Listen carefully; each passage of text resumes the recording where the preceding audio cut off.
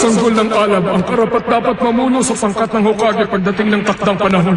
Sanayin mo siya at turuan ang lahat ng iyong nalalaman.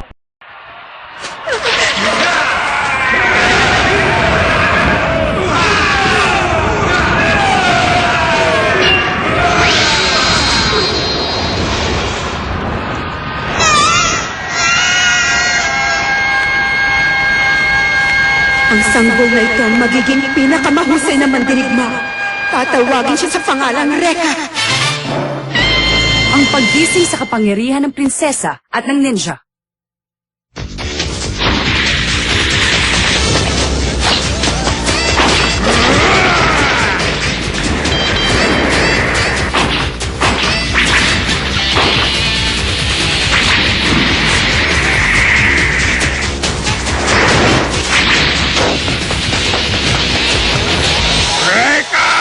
Bumaba ka dyan! Alam ko natatakot ka sa akin kaya ka nagtatago! Dahil ako si Max Beaumont, ang pinakamalakas na estudyante sa bansang ito! Ganon? Bakit naman ako matatakot sa tao naglalagay ng hikaw sa ilong? Anong ikaw? Sing-sing ko to, ha? Huwag na huwag mong insultuin ang sing-sing ko sa ilong!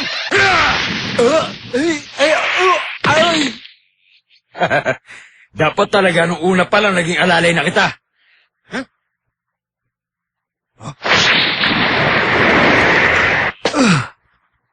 Huwag ka mag-alala, Max. Hanggang ngayon, malakas ka pa rin. Siguro ipinagli ka talaga ng nanay mo sa unggoy. Correction. Hindi yata sa unggoy.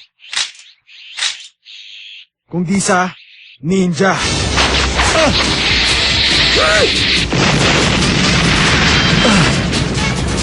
Uy, ka talaga! Akala mo ba maluloko mo pa ako ulit? Hindi na!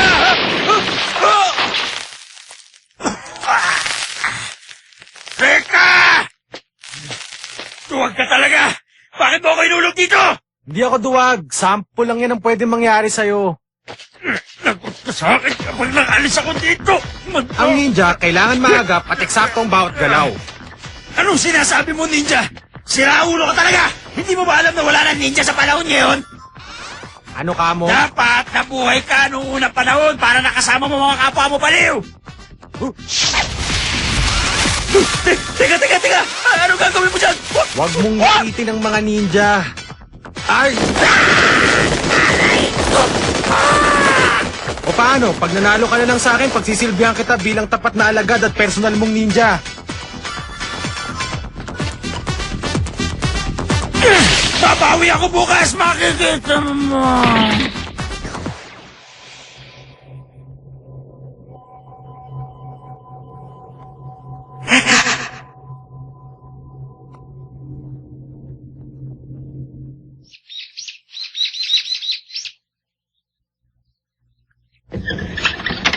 Rekka Hanabishi, yan ang pangalan ko.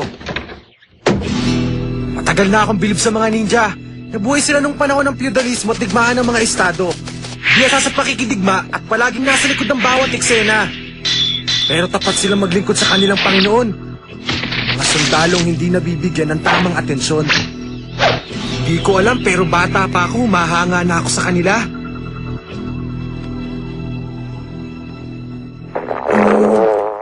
Aray, gutom na ako. Tatay, hindi pa ba tayo kakain? Reka! Nandiyan ka na pala! Siya nga pala! Ang sakit-sakit na! Ang tigas ng ulo niyo eh! Sabi na huwag maninigarilyo habang gumagawa ng popot... Sorry nakalimutan ko eh. Di bale, di ko na uulitin. Sa labas ka na kumain. Nananghali na ako dahil nagugutom na ako. Isa pa, naubos na ang pagkain.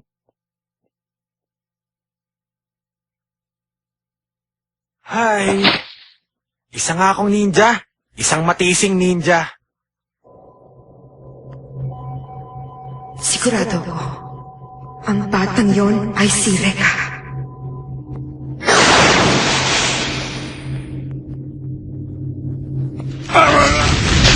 Awa niyo na! Tulungan niyo ako!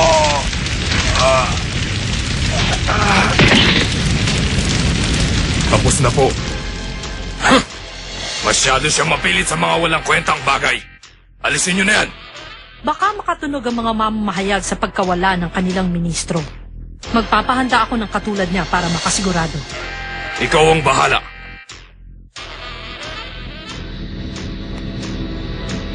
Nakakaawa naman ang nilalang. Kahit na siya pa ang maging pinakamakapangyarihan, mawawala ang lahat sa oras ng kanyang kamatayan. Ayokong mangyari sa akin yun. Naintindihan ko ang ibig mong sabihin. 400 taon na rin ang lihim ng buhay na walang kamatayan. Ipinapangako ko na matutuklasan ko rin ang lihim na ito. Sinasabi ko sa'yo, ako lamang ang nakakaalam tungkol sa lipi ng Hokage.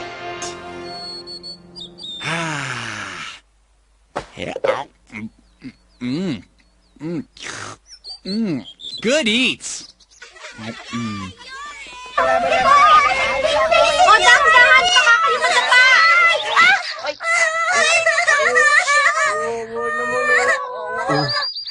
Sabi ko na nga ba eh. Huwag kang umiyak, halika. Alam mo, maya-maya lang mawawala ng sakit. Lilipad ng malayo.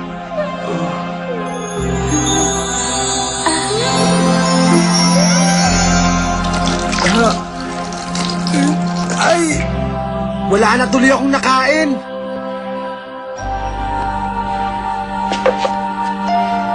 Sino kaya yun?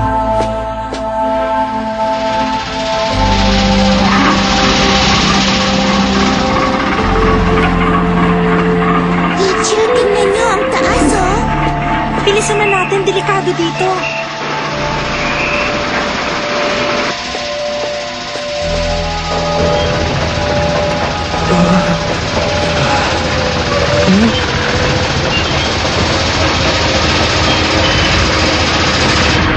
Tayo na!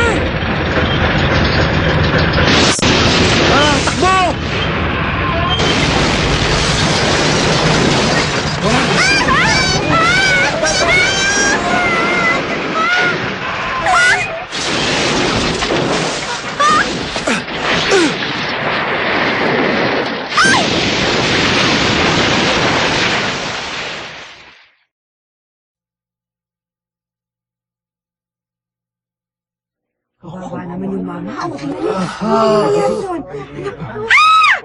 Tumawag kayo ng ambulansya. Ginoong Hanabishi, sumagot ka! Humihinga pa siya.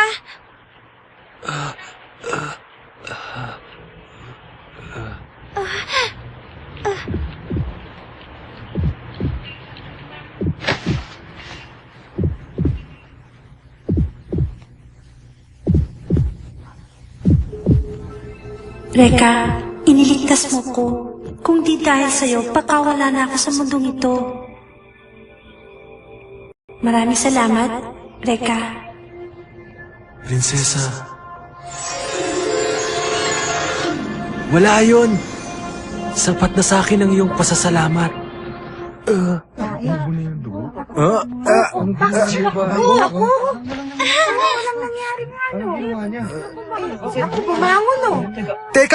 Teka, sandali. Hindi tama to. Nakakahiya!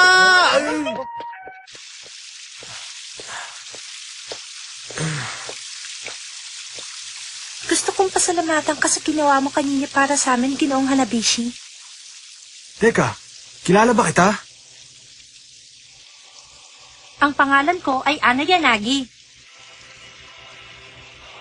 May problema? Wala. Kamukha ka lang nung prinsesa dun sa panaginip ko. Naku, may sugat ka pala.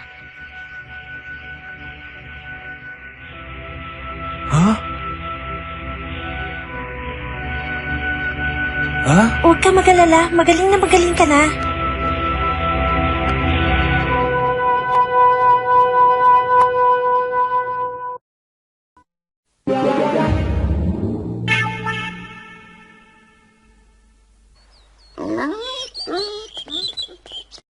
Siguro nagtataka ka na, hindi ba? Ha? Medyo lang naman. Hindi ko rin alam kung bakit meron akong ganong klaseng kapangyarihan. Pero sikreto natin yun, ha? Baka pag nalaman ng ibang tao, sabihin nila mangkukulam ako. Nako, hindi lang yun. Pag nalaman ng ibang taong tungkol dyan, baka habulin ka nila buong maghapon. Nadumihan ko yata yung damit mo kanina. Okay lang yon. Ito talagang ginagamit ko pagkasama ko mga bata. Ha? Pareho tayo ng eskwelahan? Kaya naman pala. Alam mo pangalan ko. Tama?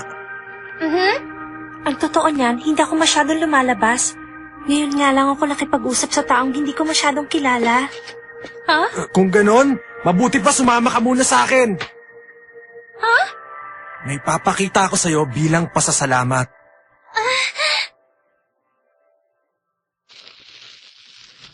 Hindi pa medyo madilim dito? Maliwanag pa kasi sa labas. Dito ko lang may papakita ang mga ginawa ko. Ang negosyo kasi ng tatay ko ay paggawa ng paputok. Etong gawa ko!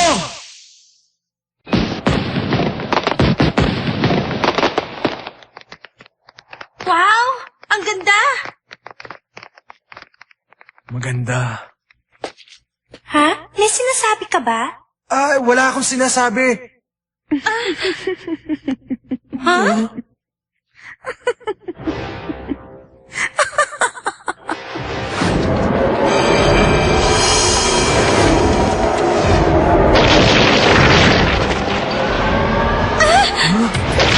Katina ba yung sahig? Ano yan?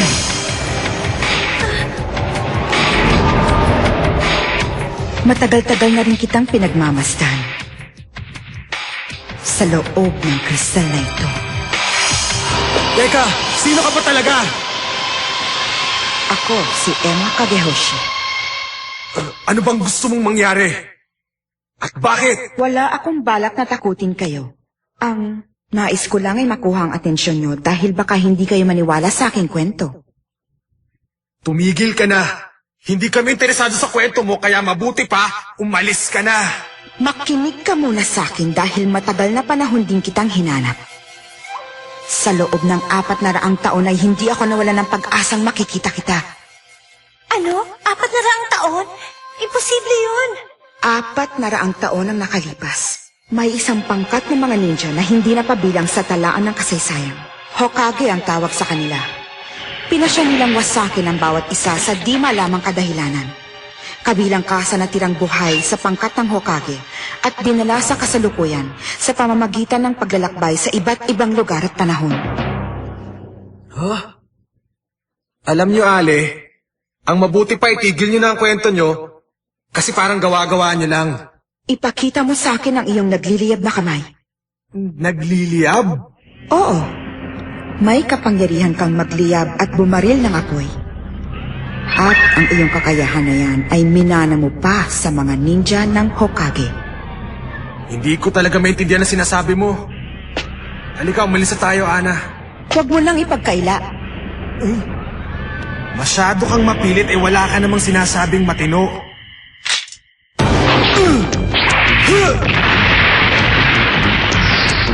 Takbo!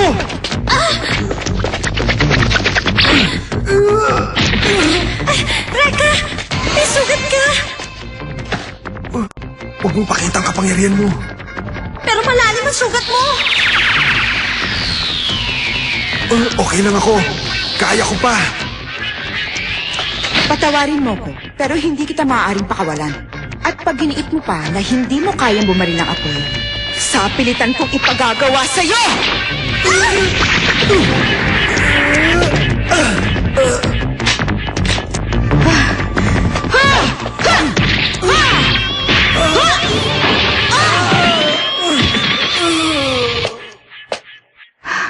Sige na, ipakita mo na! Asar talaga. Pahama kasi tong sugat ko eh. Kailangan namin makatakas dito. Ana! Ale, hindi ko alam kung bakit mo siya inaatake. Pero nakikiusap ako, parang awa mo na. Huwag mo siya saktan. Ana! Malalim ang sugat niya at kailangang madala sa ospital. Pakawalan mo na siya. Sige na, pakiusap. pakiusap. Bakit hindi mo gamitin ang iyong kapangyarihan, Binibini? Gaya ng ginawa mo kanina.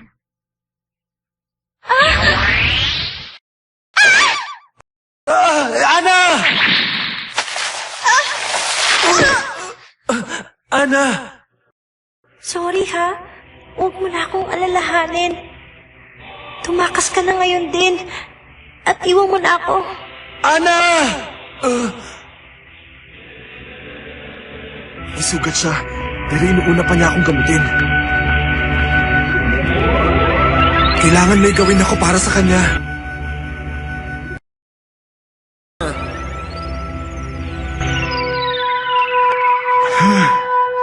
Nakapagtataka. Hindi niya magamot ang kanyang sarili kahit na may kapangyarihan siyang manggamot. Dito ka muna. May tatapusin lang ako. Baka mahirapan ka sa binabalak mo. Huwag kang mayabang. Siguro, kailangan ko na siyang tapusin. Ha! Hindi mo magagawa yan! Ha! Bali, walang pausok mo dahil nakikita ko ang lahat. Humanda ka! Ang sining ng Utsusemi.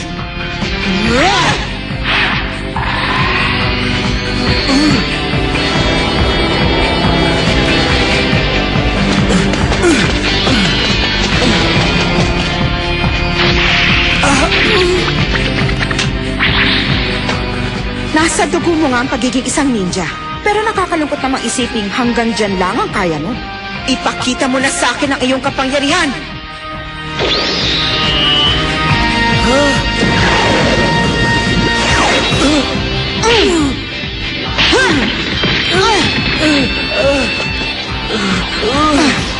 Ipakita mo na sa akin!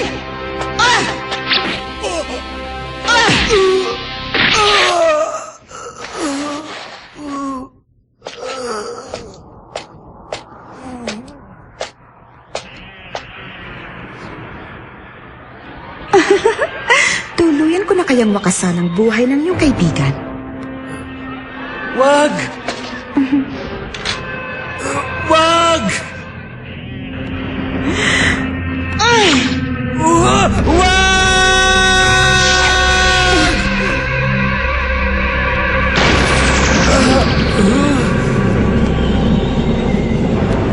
Yabang kamay ko. Sa wakas ay nagawa mo rin. Isa kang ang tunay na ninja na nagmula sa angkan ng Hokage. Reka.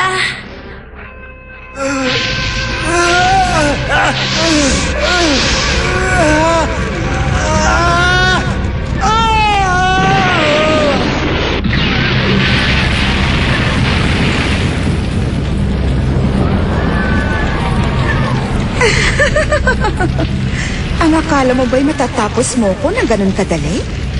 Kung nais mo kong mapatay, ay kailangan mo pang lumakas.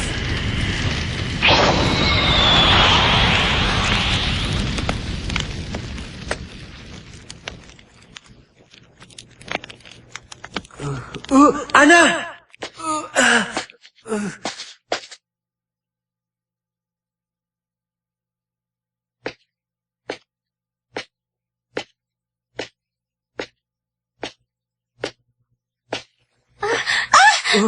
Gising ka na pala. Teka, magaling naman sugat mo. At saka nasa na siya? Okay na ako. Wala na rin yung ali. Prinsesa? Prinsesa? Oo, ikaw ang prinsesa at ako ang ninjang tagapagtanggol ng prinsesa. Hindi ako sanay tawaging prinsesa. Ganun talaga yon. Tagapagtanggol ng prinsesa ang ninja. Bakit? Masakit pa ba ang sugat mo? Hindi.